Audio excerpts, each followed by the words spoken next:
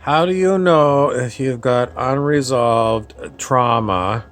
That is a good question. And why would you want to know that?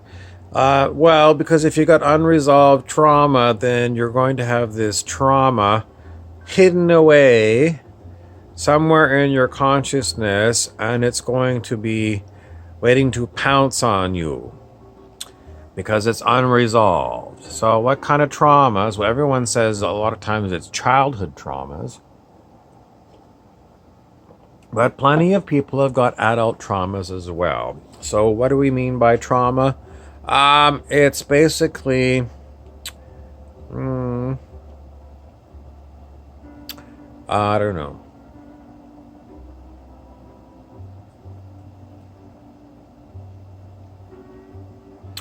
I don't know.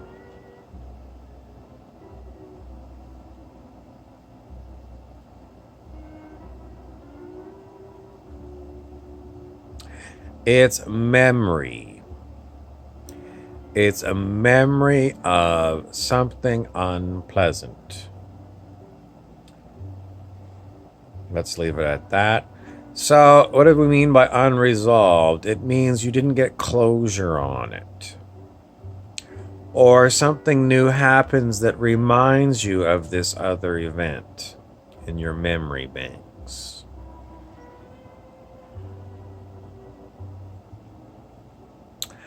How do you heal this?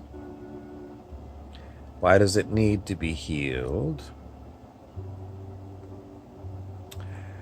Is it a stumbling block towards your raising your consciousness? Is it making you physically ill?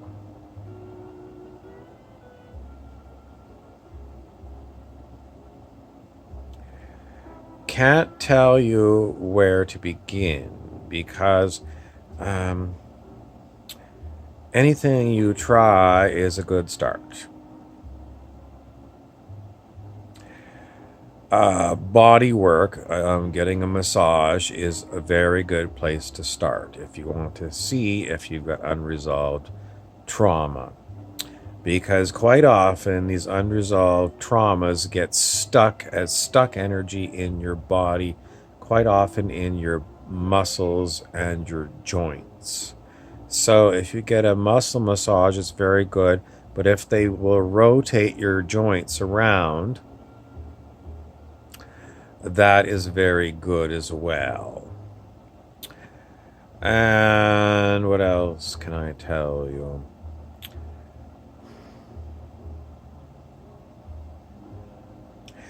I was going to mention psychedelics because some people say it helps to release trapped memories.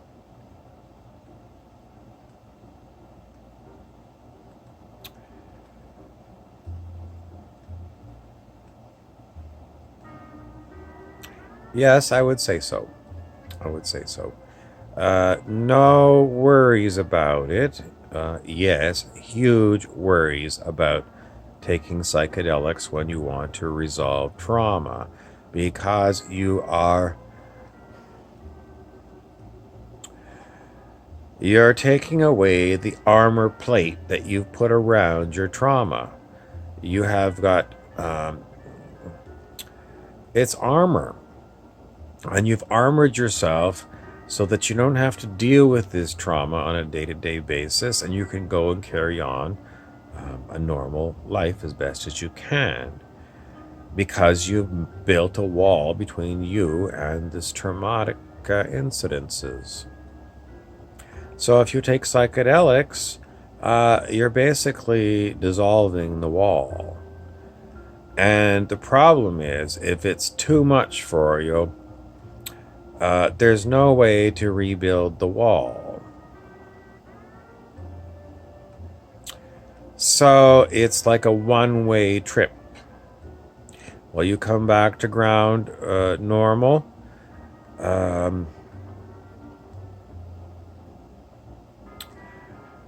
Yes and no. Eventually, the effect of the drug will wear off, but the thing is that you've opened yourself up to things that were very unpleasant, and those memories are now accessible to you, and you don't have a way to wall them off. So, is it risky? Yes. Should you do it? Hmm.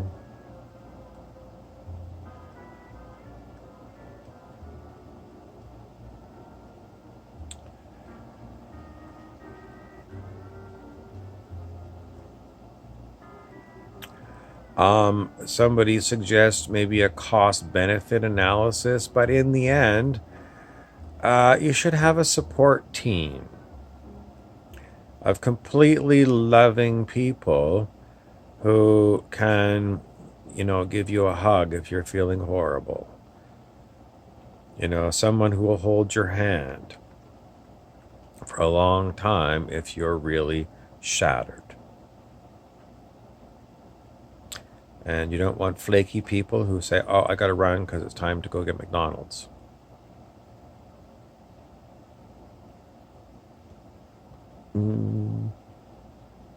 Talk therapy. Maybe you can talk it out. I don't know.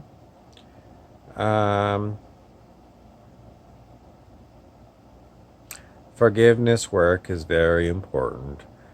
There is a book, an old book. It's called Radical Forgiveness. I don't know what it's about. My friend thought it was very good, but I like the title of the book, Radical Forgiveness.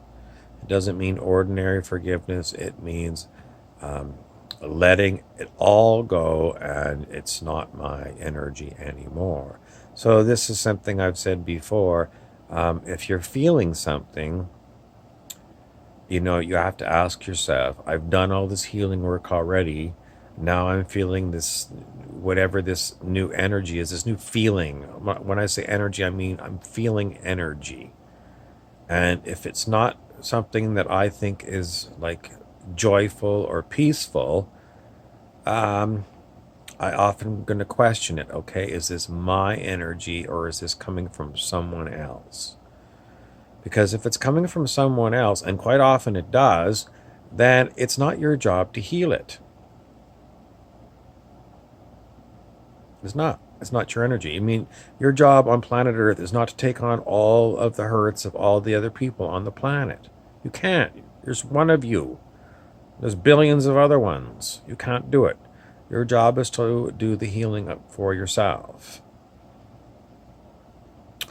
So the next question is, if it's someone else's energy and I'm not going to bother healing with it, what do I do?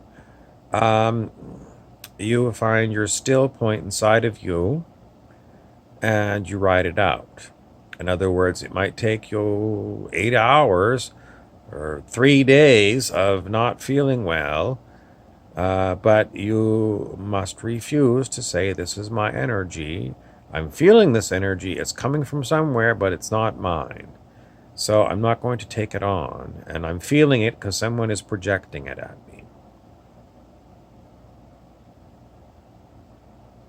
It's not pleasant to have shitty energy projected at you. It's not pleasant at all. And are there ways of shielding yourself from these kind of energies?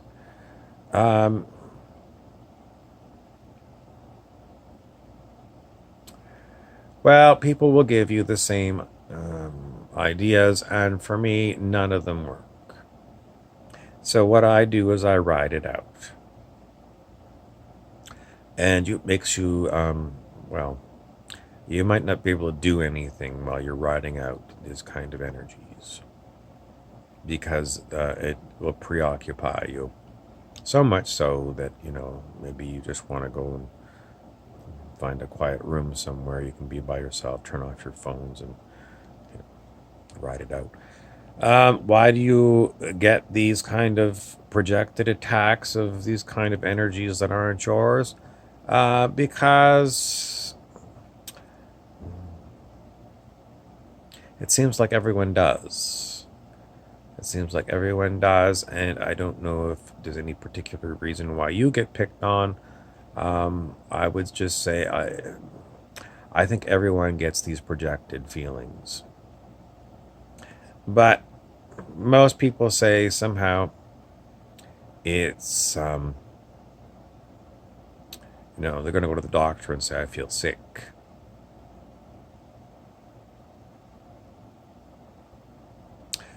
Next idea is less people are going to be underwhelmed.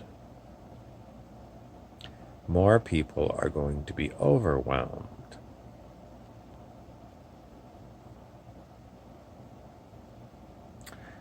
Anything else? Thank you for watching.